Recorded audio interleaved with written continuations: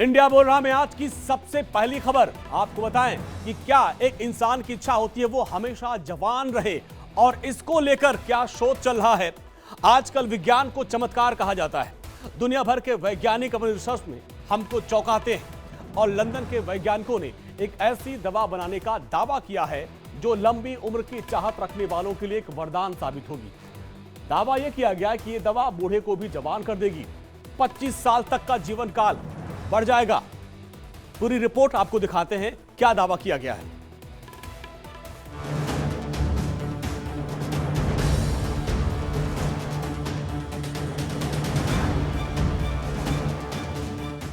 मौत एक शाश्वत सत्य है, लेकिन जवानी में कोई नहीं मरना चाहता। प्राचीन काल से ही इंसान अमर होने का रहस्य खोजने में जुटा है। किस्से कहानियों में अमरता का जिक्र तो मिलता है, लेकिन हकीकत में इससे इंसान समंदर में तिनका खोजने जितना दूर है। समय समय पर अमरता, उम्र बढ़ने जैसी कई रिसर्च सामने आती रही है। हाल के सालों में एंटी एजिंग को लेकर दुनिया भर में कई रिसर्च हुई, जिसमें पानी की तरह पैसा बहाया गया, लेकिन उम्मीद के मुताबिक सफलता हाथ नहीं लगी। जीवन का रहस्य अमृत पहुंच से बाहर ही रहा। लेकिन अब ऐसा लगता है कि इंसान उस रहस्य के बिल्कुल करीब है। अमरता तो नहीं, लेकिन जिंदगी की उम्र बढ़ाने का फॉर्मूला शायद मिल गया है। ऐसा दावा लंदन के कुछ रिसर्चर्स ने किया है। उनके मुताबिक उन्होंने ऐसी दवा की खोज कर ली है जो बढ़ती उम्र को मानो रोक देगी, जीवन 25 साल तक बढ़ा देगी। Medical research council, laboratory of medical science और इंपीरियल कॉलेज लंदन के वैज्ञानिकों ने लेबोरेटरी में चूहों के जीवन काल को 25 साल तक बढ़ा देने का एक तरीका खोजा है और उम्मीद है कि यह इंसान पर भी काम करेगा। रिसर्चर्स ने पाया कि इंटरल्यूकिन नाम के प्रोटीन को निष्क्रिय करने से चूहों का जीवन काल बढ़ गया। इस इलाज से कैंसर से संबंधित मौत में काफी कमी आई और पुरानी सूजन और खराब मेटाबॉलिज्म से जुड़ी बीमारियों की गंभीरता में कमी आई, जो उम्र बढ़ने के साथ आम है। जिन चूहों को ये थेरेपी दी गई वो औसतन 155 हफ्ते तक जीवित रहे, जबकि जिन्हें ये थेरेपी नहीं दी गई वो चूहे 120 हफ्ते तक ही जीवित रह पाए। थेरेपी पाने वाले चूहों को उनकी यूथफुल अपीयरेंस की वजह से लेबोरेटरी में सुपर मॉडल ग्रैनीज नाम दिया गया। वैज्ञानिकों का दावा है कि इंसानों में इंटरल्यूकिन 11 प्रोटीन उम्र बढ़ने के साथ बढ़ता है, जिससे वो बुजुर्ग होते जाते हैं और इसके साथ कई बीमारियां होती हैं। अगर इंसानों में चूहों की तरह ही इस प्रोटीन को कम किया जा सके तो इंसानों की उम्र 25 साल तक बढ़ाई जा सकती है। प्रोफेसर स्टुअर्ट कुक, जो medical research council, laboratory of medical science, imperial college London और सिंगापुर में जूक NUS मेडिकल कॉलेज के कोलरेटेड राइटर के रूप में काम किया है, उन्होंने बताया जिन चूहों को इस थेरेपी से गुजारा गया उनमें उम्र बढ़ने के लक्षण कम दिखे। जिन चूहों में कैंसर का पता चला उनमें काफी सुधार हुआ और मांसपेशियों की ताकत में सुधार देखा गया। वैज्ञानिकों के उम्र बढ़ाने वाली रिसर्च के दावों पर दुनिया भर की नजर है, क्योंकि हर कोई अपनी उम्र बढ़ाना चाहता है। लेकिन सवाल वही है कि क्या चूहों की तरह मनुष्यों पर भी यह थेरेपी काम कर पाएगी? क्या इसके साइड इफेक्ट तो नहीं होंगे? क्योंकि इंटरल्यूकिन 11 प्रोटीन ह्यूमन डेवलपमेंट में एक महत्वपूर्ण भूमिका निभाता है। शरीर में इसके न बनने से कई गंभीर दुष्परिणाम देखने को मिलते हैं। ये घावों को भरने में योगदान करता है, लेकिन ये प्रोटीन एक समय के बाद इंसानों में उम्र बढ़ाने का काम करती है। लंदन के वैज्ञानिकों ने जो प्रयोग किया है उसे और गहनता से करने की बात कही जा रही है। प्रारंभिक डाटा से तो दवा के थेरेपी में दवा का इस्तेमाल सुरक्षित लग रहा है। जो बाद के परीक्षण में खरी उतरती है तो ये 21वीं सदी का चमत्कार होगा। तो हर किसी की चाहत है वो चिर जवान बना रहे, लेकिन ब्रिटेन के वैज्ञानिकों ने जो दवा के जरिए 25 साल उम्र बढ़ाने का दावा किया है उसको लेकर भारतीय डॉक्टर्स और वैज्ञानिकों को क्या कहना है? क्या सिर्फ एक दवा से संभव है? इसको जानने के लिए हमारे संवाददाता पंकज राय ने डॉक्टर DR राय से खास बातचीत की। सुनिए उनका क्या कुछ कहना है।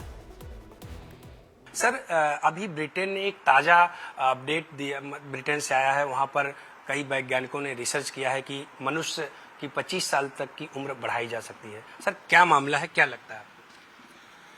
पंकज जी, मैं तो नहीं सोचता कि कोई इस प्रकार की औषधि या इस प्रकार की दवाई हो जिसके अंदर के आदमी की उम्र 25 साल कम हो जाए। लेकिन जो सब्जेक्ट आप उठा रहे हैं, इंटरल्यूकिन IL-6 IL-11 के नाम से एक ड्रग है, जिसके लिए ये कहा गया है कि बहुत ही फायदेमंद है।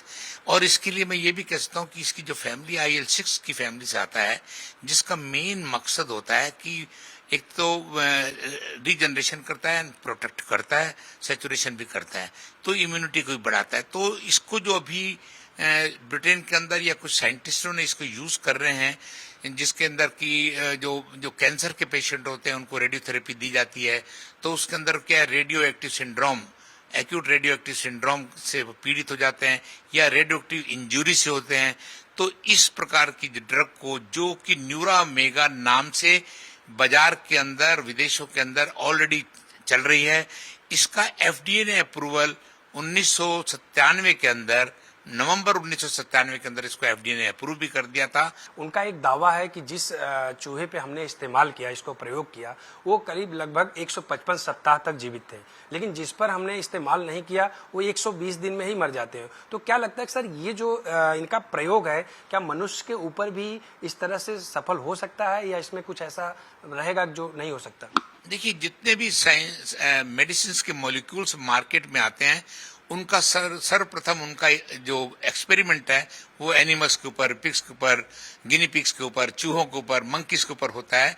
तो अगर किन्हीं लोगों ने इसके ऊपर ट्रायल किया है या इसके ऊपर स्टडी किया है और वो कहते हैं कि 150-155 हफ्ते वो जिए, तो उसका अब अगला स्टेज होगा इसको ह्यूमन बीइंग्स के ऊपर यूज करने का, और उसके ऊपर भी जब कई सालों तक की दी जाएगी, तभी उसके बाद पता लगेगा कि वो कितने। अगर वो देखिए, अब मैं इसका एग्जांपल देता हूँ, 120 और 150 हफ्ते, अगर इसको डिवाइड करो कितने हो गए? 10 साल तो हो गए।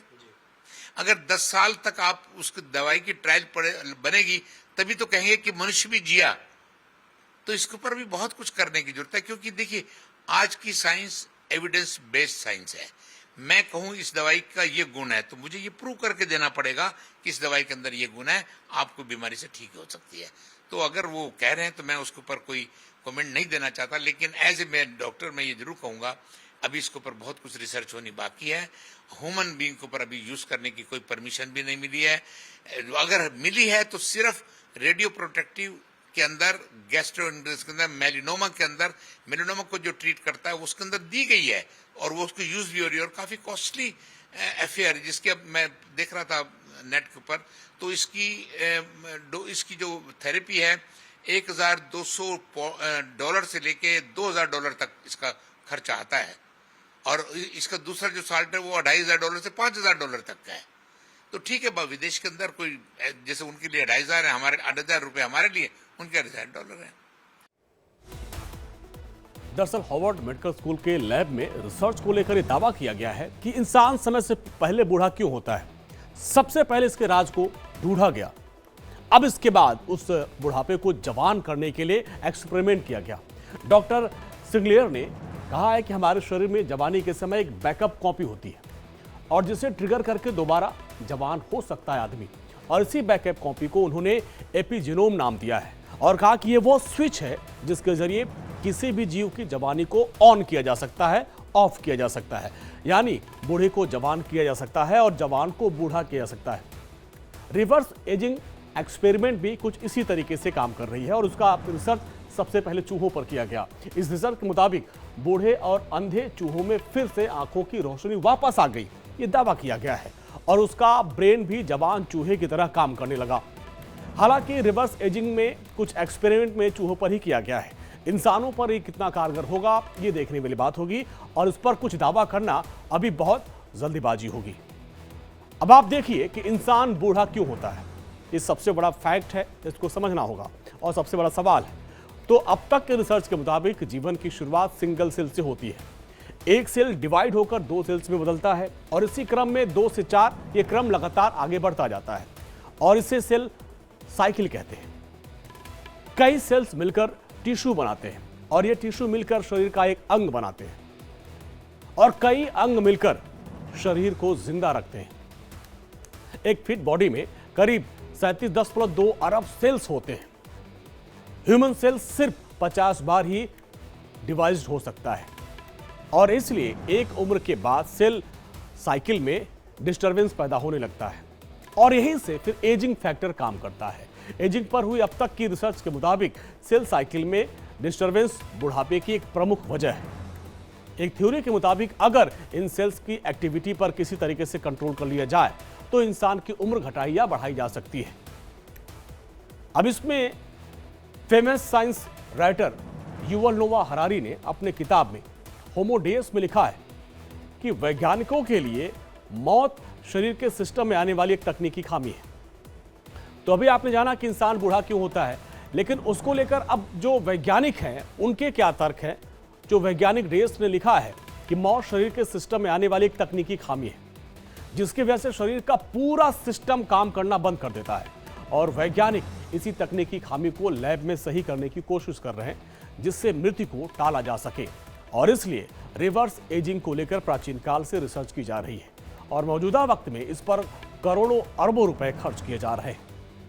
तो इसको लेकर अब रिपोर्ट के मुताबिक एक रिवर्स एजिंग का मार्केट 191 बिलियन डॉलर का है, यानी करीब 15 लाख करोड़ रुपए का है, जो 2030 तक बढ़कर 421 बिलियन डॉलर यानी करीब 35 लाख करोड़ का हो जाएगा। और इसके लिए अब आप समझिए मार्क जुकरबर्ग जैसे कई जो बिलियनियर हैं करोड़ों अरबों रुपए खर्च कर रहे हैं। जुकरबर्ग के बारे में आप जानते हैं, वो इस पे अपने एज को कंट्रोल करने के लिए काफी काम कर रहे हैं। देखिए एक रिपोर्ट।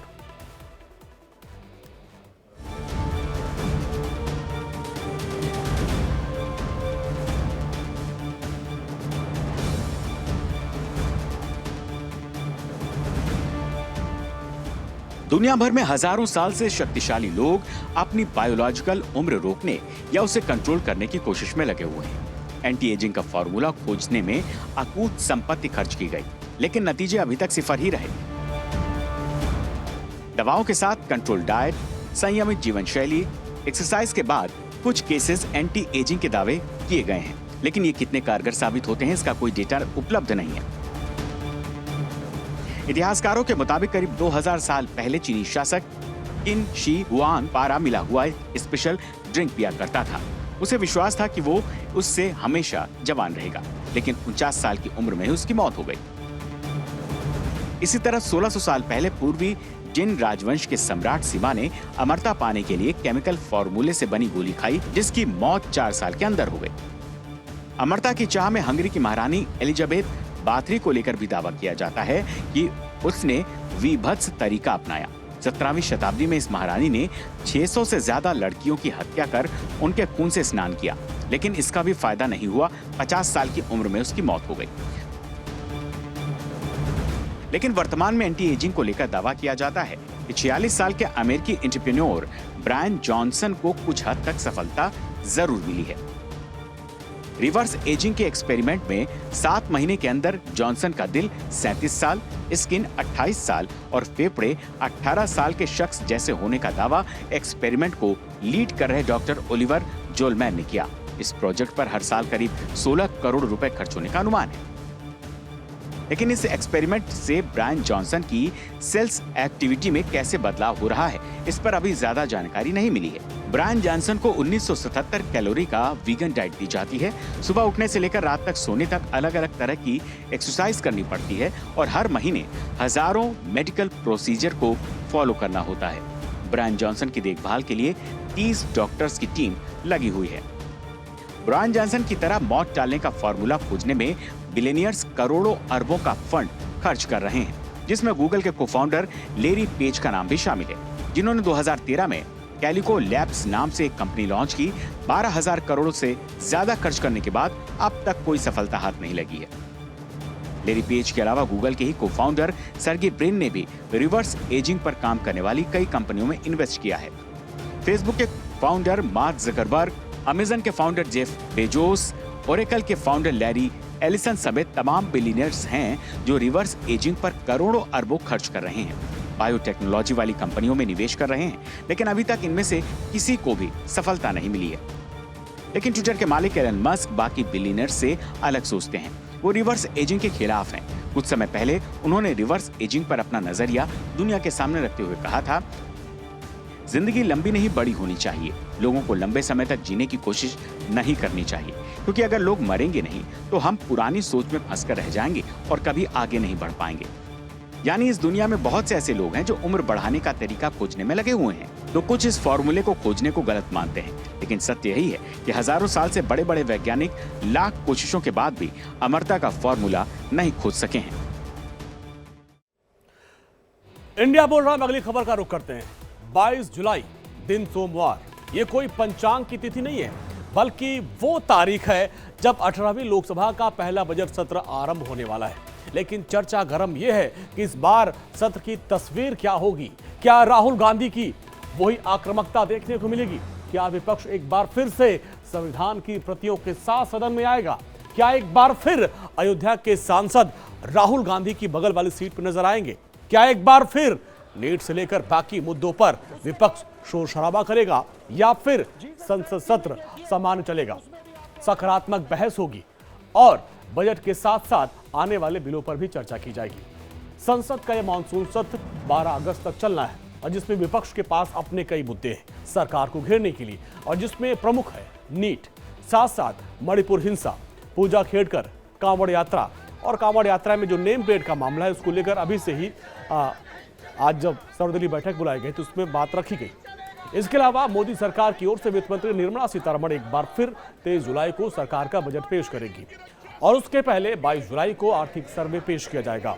संसद सत्र सुचारू रूप से चले, इसके लिए सर्वदलीय बैठक बुलाई गई। अब इस बैठक का असर कितना देखने को मिलेगा ये तो सत्र के दौरान पता चलेगा, 22 जुलाई को पता चलेगा। लेकिन जिस तरीके से पहले सत्र के खत्म होने के तुरंत बाद राहुल गांधी मणिपुर दौरे पर गए थे और वहां के लोगों को आश्वस्त किया था कि उनकी आवाज को वो सदन में उठाएंगे, उससे तो नहीं लगता कि सदन में शांति होने वाली है। एक बार फिर से हंगामेदार सत्र होने के पूरे आसार हैं। अब तो विपक्ष और भी मजबूत हो चुका है। राहुल गांधी नेता प्रतिपक्ष बन गए हैं और जिसका ट्रेलर उन्होंने दिखाया था। अब ऐसे में मानसून सत्र की तस्वीर कमोबेश क्या निकल कर आएगी, उसका मोटा मोटा अंदाजा लगा पाना तो बहुत कठिन है।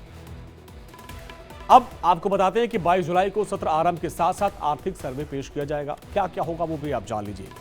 इसके बाद 23 जुलाई को आम बजट पेश किया जाएगा। निर्मला सीतारमण बजट पेश करेंगी। 12 अगस्त तक मानसून सत्र चलने वाला है। 21 दिनों में इस सत्र के दौरान सरकार 6 बिल लेके आने वाली है। राहुल गांधी की आक्रामकता देखने को मिलेगी।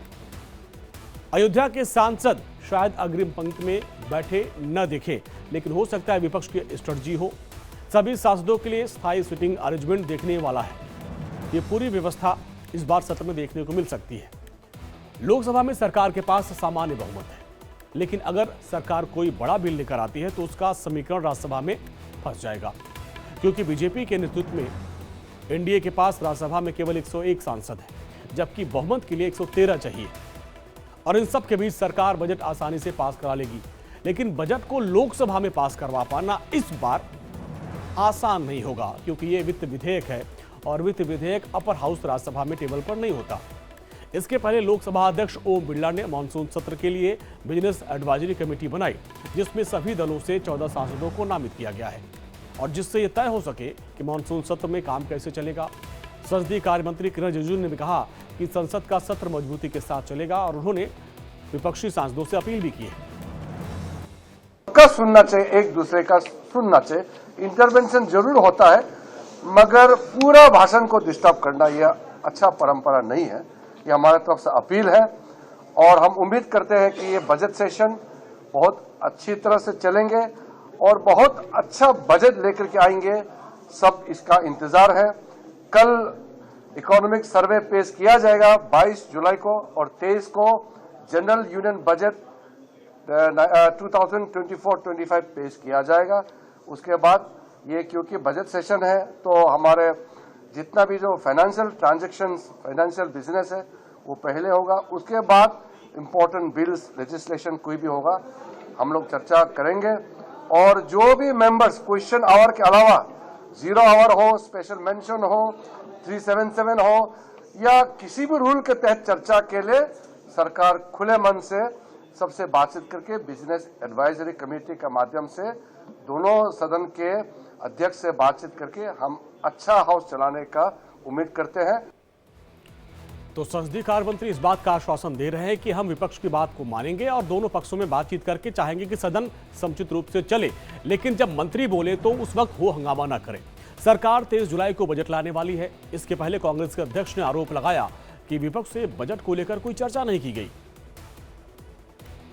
वो उनको जो भी दिल में आता है वो करते हैं और फिर बाद में जब बजट पेश होता है तभी आपको मालूम होता है कि किस स्टेट को क्या मिला, किसको क्या मिला, किस लोगों को उन्होंने सरकार ने क्या दिया, उस वक्त ही मालूम होता है। इसमें कोई पूछताछ एक दूसरे का विचार करना ऐसी प्रथा बीजेपी ने तो नहीं डाली।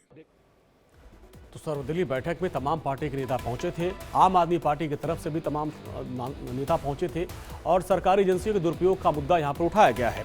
और राष्ट्रीय लोकतांत्रिक पार्टी ये कह रही है कि महंगाई, बेरोजगारी के मुद्दे पर सदन में ये मामले गूंजेंगे। सीबीआई का खुलेआम दुरुपयोग किया जा रहा है। केजरीवाल जी को जेल में रखा गया है और केजरीवाल जी की बेल होने के बावजूद ईडी जाकर हाई कोर्ट से बगैर ऑर्डर की कॉपी के स्टे ले आती है उनकी रिहाई पे। ये सारा विषय मैंने रखा। हमारे 2 मंत्रियों को पकड़ के जेल में रखा है, वो विषय रखा। और ये जो नेम प्लेट लगाने की बात है, ये तो भारत के संविधान के ही खिलाफ है।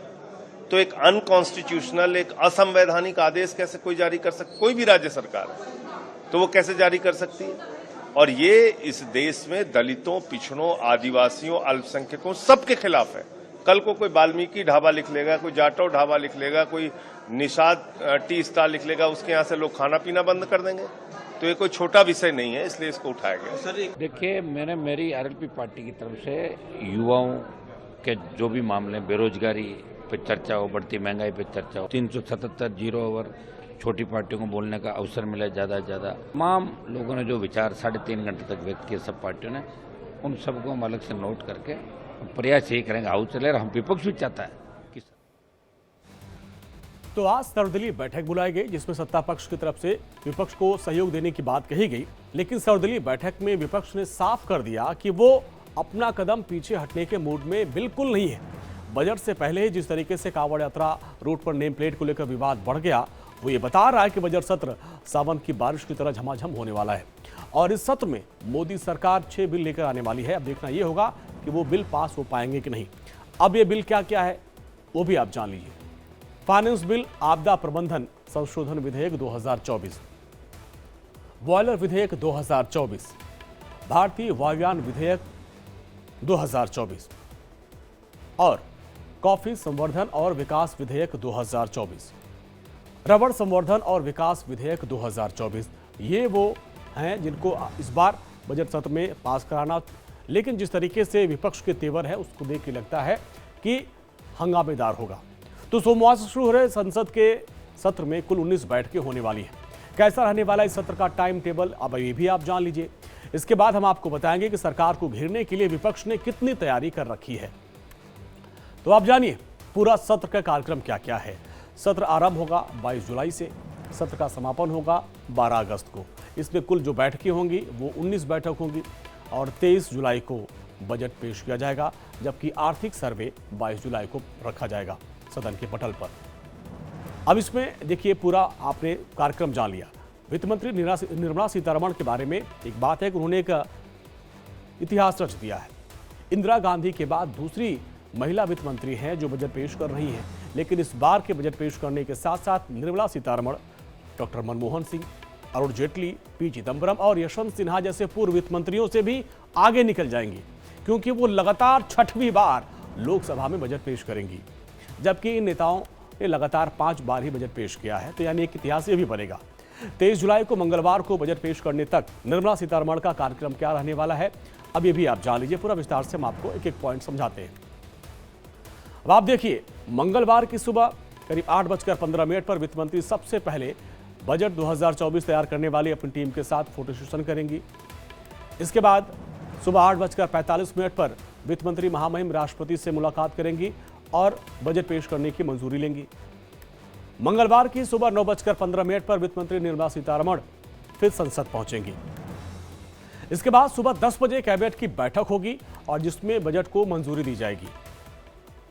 सुबह 11 बजे वित्त मंत्री संसद में वर्ष 2024 का अंतरिम बजट पेश करेंगे। ये पूरा कार्यक्रम है। अब इस बजट सत्र में 19 बैठकों में सरकार को घेरने के लिए विपक्ष ने भी कमर कस ली है। अब विपक्ष की क्या रणनीति है? कयास लगाया जा रहा है कि हंगामा जैसे पहले सत्र में हुआ था वैसे ही देखने को मिलेगा और इस बार जबरदस्त हंगामा होगा क्योंकि विपक्ष काफी मजबूत हुआ है। अब आपको हम वो 8 मुद्दे बताते हैं जिनको लेकर विपक्ष सदन में सरकार को घेरने वाला है। एक एक पॉइंट आप नोट करिए। सबसे बड़ा और महत्वपूर्ण मुद्दा है नीट पेपर लीक का, जिसको आपने देखा होगा राष्ट्रपति के अभिभाषण के दौरान जबरदस्त हंगामा हुआ। मणिपुर हिंसा का मुद्दा उठाया जाएगा, राहुल गांधी खुद मणिपुर पहुंचे थे। तीसरा, अग्निपथ योजना। चौथा जो बड़ा मुद्दा है, लोकसभा में डिप्टी स्पीकर की मांग पर अभी भी विपक्ष अड़ा हुआ है। पांचवा, बेरोजगारी महंगाई पर हंगामा हो सकता है। छठा, कांवड़ यात्रा और फिर नेम प्लेट का विवाद। सातवां जो मुद्दा होगा, जम्मू कश्मीर में आतंकी हमले। इसके अलावा आठवां जो मुद्दा है, यूपीएससी विवाद। पूजा खेड़कर इसके बाद कुछ और नए मामले सामने आए हैं जिसको लेकर प्रियंका गांधी वाड्रा और राहुल गांधी ने ट्वीट करके अपना पहले ही मंशा जाहिर कर दी थी। तो ये वो पूरे मामले हैं जिस पर सरकार को घेरा जाएगा।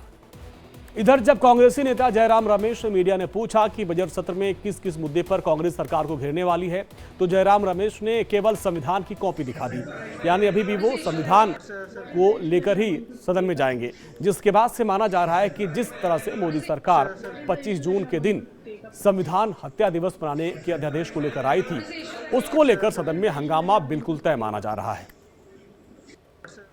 और इन सबके बीच सूत्रों से मिले जानकारी के मुताबिक आगामी बजट सत्र की रणनीति तैयार करने के लिए सीपीपी अध्यक्ष सोनिया गांधी की अध्यक्षता में सीपीपी यानी कांग्रेस संसदीय दल की एक बैठक होगी। सोमवार को यह बैठक होने की संभावना है और यह बैठक सोनिया गांधी के आवास पर होगी।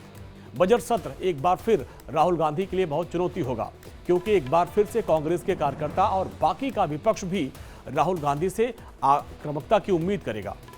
और संसद के पहले सत्र के बाद राहुल गांधी जैसे ही वो असम और मणिपुर का दौरा करने पहुंचे थे, मणिपुर के लोगों से उन्होंने उन मुद्दों को उठाने की बात कही और वो ये बताता है कि इस बार मणिपुर हिंसा का मुद्दा राहुल गांधी प्रमुखता से उठाएंगे और सदन में तगड़ा माहौल बनाएंगे। क्योंकि राहुल गांधी अब नेता प्रतिपक्ष हैं, ऐसे में उनके बोलने पर भी समय सीमा की कोई बाधा नहीं रहेगी। तो माना जा रहा है कि बजट चर्चा के साथ साथ बाकी बैठकों में भी राहुल गांधी विपक्ष की आवाज को मुखर होकर उठाएंगे और सरकार इससे कैसे निपटेगी ये देखना होगा। लोकसभा स्पीकर सदन को कैसे मैनेज करते हैं ये भी देखने वाली बात होगी, क्योंकि पिछली बार आपने देखा होगा राहुल गांधी ने इशारों में ही स्पीकर महोदय पर ही सवाल उठा दिए थे। लोकसभा में डिप्टी स्पीकर की मांग को लेकर विपक्ष हमलावर रहने वाला है। तो ये वो पूरा मुद्दा है जिसमें आप देखिए इस बार सत्र का जो माहौल वो बदला है। संसद के बजट सत्र में इस बार ऐसी कई तस्वीर देखने को नहीं मिलेगी, जिसमें सबसे बड़ी तस्वीर है राहुल गांधी और अयोध्या के सांसद अवधेश प्रसाद की बैठने की तस्वीर। इसके पहले जब आपने जून में देखा था कि जब लोगों को शपथ दिलाई जा रही थी, राष्ट्रपति के अभिभाषण पर चर्चा हो रही थी, तो राहुल गांधी के बजट में अयोध्या के सांसद बैठे थे समाजवादी पार्टी के। अब देखिए लाल टोपी लगाए बैठे हैं वो, और उनको आगे रख के एक मैसेज दिया जा रहा था बीजेपी को कि आपने राम मंदिर का मुद्दा उठाया था लेकिन अयोध्या में आप हार गए। तो एक मैसेज देने की कवायद की गई थी। देखना होगा कि इस बार यह तस्वीर दिखती है या नहीं। आगे बढ़ते हैं। लोकसभा की जब पहली कार्रवाई शुरू हुई थी तो सांसदों के लिए सिटिंग अरेंजमेंट स्थायी रूप से तब नहीं हुआ था। ऐसे में हो सकता है कि राहुल गांधी जो बार बार सत्ता पक्ष को अवधेश प्रसाद का उदाहरण देते थे वो इस बार न दे पाए, क्योंकि इस बार सांसदों को अगले 5 साल तक के लिए बैठने के लिए स्थायी सीट मिल जाएगी। किसको कहां बैठना है वो तय हो जाएगा। अब अवधेश प्रसाद पहली बार सांसद बने हैं और पहली बार जीतकर लोकसभा भी आए हैं, तो ये माना जा रहा है कि वरीयता के आधार पर और अनुभव के आधार पर अवधेश प्रसाद को पीछे की सीट पर बैठना पड़ सकता है, और जिससे सत्ता पर अयोध्या की हार वाली टीज से कुछ हद तक अपने आप को सिकोर सत्ता पक्ष कर लेगा। लेकिन विपक्ष इस बार फिर संविधान की कॉपी लेकर पहुंचेगा, क्योंकि बजट से पहले ही जिस तरीके से कांवड़ यात्रा रूट और नेम प्लेट का विवाद सुर्खियों में आया, उससे हंगामा तय माना जा रहा है। तो ये सत्र की कहानी है पूरा। अब मुख्यमंत्री योगी आदित्यनाथ के आदेश के बाद कुछ फलों के ठेले पर राहुल गांधी का एक पंपलेट चिपकाया गया है। ये देखिए, अब अभी तक नाम चिपकाया जा रहा था, अभी वो मोहब्बत की दुकान हो गई है। उस पर पंपलेट चिपकाया गया है कि ये मोहब्बत की दुकान है, और ऐसे वीडियो सोशल मीडिया पर इस वक्त खूब वायरल हो रहे हैं। लेकिन इंडिया डेली हालांकि इस वीडियो की पुष्टि नहीं करता कि आखिर ये कहाँ का है, कैसे है, लेकिन सोशल मीडिया पे ये वीडियो वायरल हो रहे हैं जहाँ पर अलग अलग दुकानों में मोहब्बत की दुकान का ये पोस्टर लगा दिया गया है। और जिस तरीके से अभी कांवड़ रूट पर हिंदुओं की जो पवित्र यात्रा है उसको बरकरार करने के लिए नेम प्लेट लिखने का आदेश जारी किया गया। उसके बदले में यह पोस्टर वायरल किया गया है। चलिए अब अगली खबर का रुख करते हैं। अब इंडिया बोल रहा में आज की जो अगली बड़ी खबर है उत्तराखंड से है। केदारनाथ से बड़ी खबर सामने आ रही है कि यहां पर भीषण हादसा हो गया। केदारनाथ मंदिर जाने वाले पैदल मार्ग पर अचानक लैंडस्लाइड हुई और जिसमें 3 यात्री पहाड़ के मलबे में गिर गए। ये देखिए वो भीषण हादसा। और देखिए चारधाम यात्रा चल रही है, लाखों की संख्या में श्रद्धालु वहां पे पहुंचे, लेकिन अचानक से एक बड़ा मलबा गिरा और उसमें करीब 3 से 4 जो यात्री वो दब गए और एक दुखद हादसा हो गया और इसमें मरने की खबर आ रही है। 3 जो यात्री है पहाड़ के मलबे के चपेट में आ गए और उनकी मौत हो गई, जबकि 8 लोग घायल हुए। इसके बाद आप देखिए एनडीआरएफ एसडीआरएफ की टीम मौके पर पहुंची, रेस्क्यू अभियान चलाया गया और जो लोग घायल थे उनको अस्पताल में भर्ती कराया गया है। तो ये देखिए कुदरत की मार भी पड़ रही है। जो भक्त हैं वो गए थे बाबा के दरबार में, लेकिन भारी बारिश और लैंडस्लाइड की वजह से एक बड़ा हादसा हो गया है। उत्तराखंड में 4 धाम की यात्रा जारी है और साथ ही मानसून भी कहर बरपा रहा है। यहाँ पर भीषण बारिश के साथ साथ लगातार पहाड़ों के दरकने की भी तस्वीरें सामने आती हैं। रविवार सुबह केदारनाथ मंदिर के पैदल मार्ग पर एक बड़ा हादसा हो गया। केदारनाथ मंदिर जाते वक्त भूस्खलन की चपेट में आ गए 3 तीर्थयात्री, उनकी मौत हो गई, जबकि 8 अन्य घायल हुए। राज्य आपदा प्रतिक्रिया बल के अनुसार तीर्थयात्रियों ने सुबह सुबह गौरीकुंड से अपनी यात्रा शुरू की थी और चीड़वासा के पास एक बड़ा भूस्खलन हुआ और जिसमें 3 लोगों की मौके पर ही मौत हो गई। दरअसल बारिश की वजह से सीजन में उत्तराखंड के अलग अलग हिस्सों में लैंडस्लाइड की खबरें लगातार सामने आती हैं और बीते दिनों भी कई जगहों पर लैंडस्लाइड की घटनाएं सामने आई थी। आने से रोड जाम होने की भी खबर सामने आई थी, लेकिन अब चूंकि 4 धाम यात्रा जारी है और ऐसे में अब एक दुखद हादसा हो गया है। लैंडस्लाइड भारत के लिए कितना बड़ा खतरा है, इसके लिए नेशनल रिमोट सेंसिंग सेंटर से इसरो के साथ मिलकर एक लैंडस्लाइड एटलस ऑफ इंडिया जारी किया है, जो देश में लैंडस्लाइड हॉटस्पॉट की पहचान करके एक विस्तृत गाइड है। यह एटलस क्या कहता है, जल्दी से आप ये भी जान लीजिए कि किस तरीके से आप वहां पे बच सकते हैं। एटलस में 17 राज्य, 2 यूनियन टेरिटरी के नए डेटा सम्मिलित होते हैं। 1998 से 2022 तक 80,000 घटनाओं का पूरा डेटा है। एटलस में 147 जिलों के डेटा को दर्ज किया गया है। उत्तराखंड, केरल, जम्मू कश्मीर, मिजोरम, त्रिपुरा, नागालैंड और अरुणाचल प्रदेश, सबसे ज्यादा लैंडस्लाइड की घटनाएं यहीं पर होती हैं। सर्वाधिक भूस्खलन वाले राज्यों की सूची में पहला स्थान है मिजोरम का। 25 साल में मिजोरम में 12,385 भूस्खलन की घटनाएं दर्ज की गई हैं। लैंडस्लाइड प्रोन राज्य में पहले नंबर पर अरुणाचल, जिसके 16 जिले संवेदनशील हैं। उत्तराखंड की बात करें तो रुद्रप्रयाग और टिहरी गढ़वाल जिलों में सबसे अधिक भूस्खलन घनत्व और भूस्खलन का खतरा रहता है। भारत दुनिया के टॉप 5 देशों में एक है जहां पर लैंडस्लाइड का सबसे ज्यादा खतरा रहता है। भारत में हर साल करीब 100 वर्ग किलोमीटर में एक मौत लैंडस्लाइड की वजह से होती है। देश का लगभग 12.6% हिस्सा लैंडस्लाइड प्रोन एरिया माना जाता है। हिमालय और पश्चिमी घाट अत्यधिक संवेदनशील बने हुए हैं और हिमालय की अपेक्षा वेस्टर्न घाट में जो घाट है, वेस्टर्न घाट, वहां पे लैंडस्लाइड का खतरा बहुत ज्यादा होता है। अब ऐसे में भारत सरकार की मिनिस्ट्री ऑफ माइनिंग की रिपोर्ट बताती है कि देश के साथ साथ विकासशील देशों में भूस्खलन होने से आर्थिक नुकसान और देश की जीडीपी में 1 से 2% तक हो चुका है।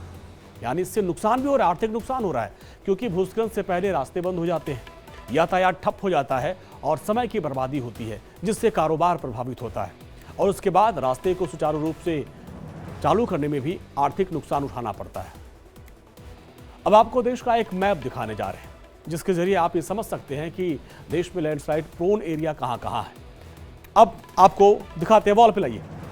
अब पूरे मैप को आपको हम समझाते हैं किस तरीके से वो कौन कौन से एरिया है। नॉर्दर्न हिमालयन जो इनसाइड प्रोविजन है वो, और नीचे देखिए वेस्टर्न घाट्स इनसाइड प्रोविजन, ये वो जो इलाके हैं यहाँ पे सबसे ज़्यादा हैं और नेशनल रिमोट सेंसिंग सेंटर ने इसको तैयार किया है। इसमें जो आप पीले रंग का वो देख रहे हैं, वो जो एरिया पीले रंग के जो पूरे इलाके हैं, इसमें आप देख रहे हैं सारा एरिया लैंडस्लाइड का सबसे प्रोन एरिया है। और भारत में इसमें नॉर्थ ईस्ट के लगभग 5 से 6 राज्य हैं। उत्तराखंड का भी इसमें इलाका है और जम्मू कश्मीर का भी इलाका है। उत्तर भारत में, दक्षिण भारत में केरल का, जो दक्षिण भारत में केरल का एक इलाका है, पश्चिमी घाट का इलाका। और इसलिए मानसून के मौसम में अगर आप इन राज्यों में घूमने जा रहे हैं या फिर धार्मिक पर्यटन की सोच रहे हैं प्लान बना रहे हैं तो आप थोड़ा सावधान हो जाइए, क्योंकि सावधानी ही बचाव है। हो सके तो मानसून के टाइम में आप जो है इन जगहों पर घूमने का प्लान बदलिए, क्योंकि आसमानी बारिश की वजह से पहाड़ों पे मिट्टी काफ़ी कमज़ोर हो जाती है और यही वजह है कि पूरा का पूरा पहाड़ नीचे मलबे की तरफ पर गिर जाता है, दुर्घटना हो जाती है, हादसे हो जाते हैं, जैसा कि आज केदारनाथ यात्रा के हुआ।